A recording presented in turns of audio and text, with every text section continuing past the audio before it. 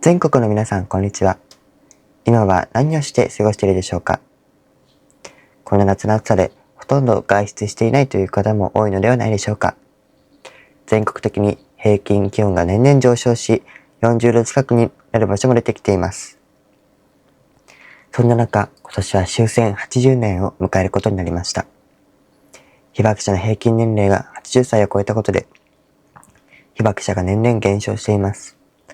戦争を肌で直接経験していない私たちが、どう後世に伝えていくかが重要です。今から80年前のこと。1945年8月15日。昭和天皇からのお言葉が、ラジオから国民に向けて放送されました。玉音放送です。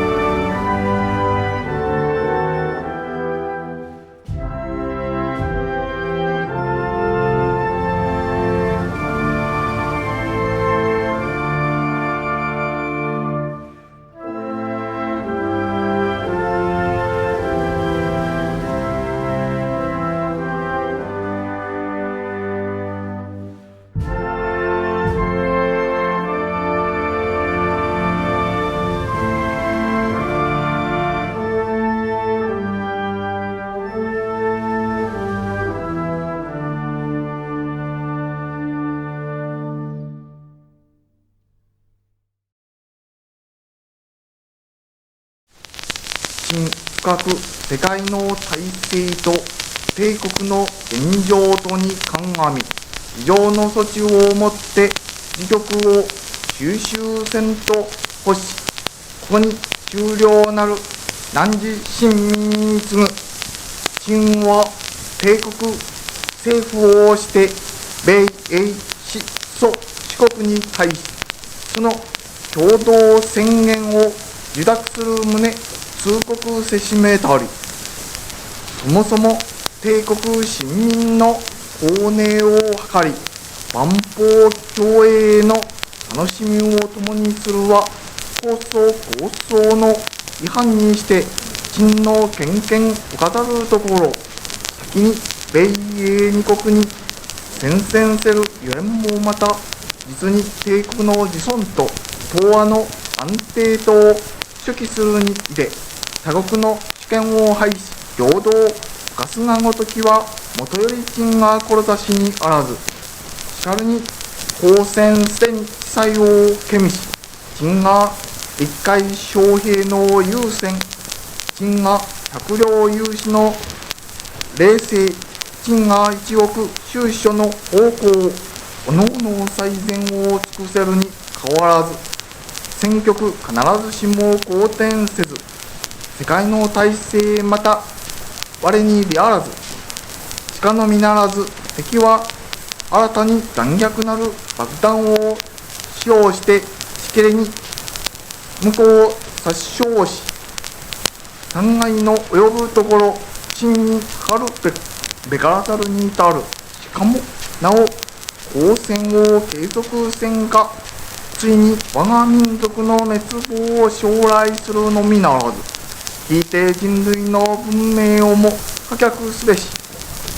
核の軍馬秦何をもってか億兆の石種を欲し、構想の神霊に車線や、これ秦が帝国政府をして共同宣言に大勢占めるに至れるゆえんなり、秦は帝国とともに終始東亜の解放に協力せる諸名法に対し遺憾の要表せざるを得ず、帝国市民にして先人に死し、宿域に順次悲鳴に倒れたる者及びその貴族に思いをいたせば、来ないために咲く、かつ戦勝を追い災禍を被り、家業をしないたる者、後世に至りては勤王深く信念するところなり、思うに今後帝国の置くべき苦難はもとより尋常にあらず、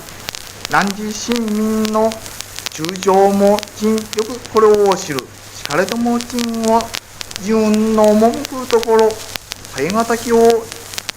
耐え、忍び難きを忍び、もって万世のために大計を開かんと欲す。陳はここに国体を保持し得て、終了なる汝市民の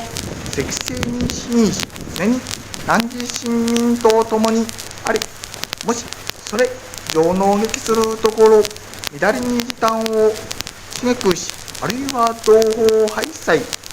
互いに自玉を乱り、ために大道を誤り、真偽を世界に失うがごときは、陳最もこれを戒む。よろしく、挙国一家、子孫愛たえ、固く真宗の不滅を信じ、任重くして道東京を思い、総力を将来の建設に傾け、道義を厚くし、思想を固くし、誓って国体の成果を発揚し、世界の信運に遅れざらんことを基礎でし、汝市民、それよく陳が用大せよ。この放送で国民は日本が無条件降伏したこと、戦争が終わったことを伝えられました。この終戦の日として定められている8月15日ですが、日本においては第二次世界大戦の終結が伝えられた日がこの日だったため、この日を終戦の日、あるいは戦没者を追悼し平和を記念する日とされています。一方で、アメリカなどの海外では、日本が降伏文書に調印をしたのが9月2日だったことから、9月2日を対日戦勝記念日、いわゆる終戦の日としている国もあります。この玉音放送によって終戦を迎えるに至ったポツダム宣言ですが、このポツダム宣言は一体どのようなものなのでしょうか。これは第二次世界大戦が終わる頃、アメリカ、イギリス、中国などの強い国が日本に対し戦争をやめてねという内容を伝えた共同宣言と呼ばれる大切なお手紙のことを言います。このお手紙が発表された場所がドイツの都市ポツラムだったことからその名前がつきました。このポツラム宣言を簡単にまとめると主に次の3つとなります。1、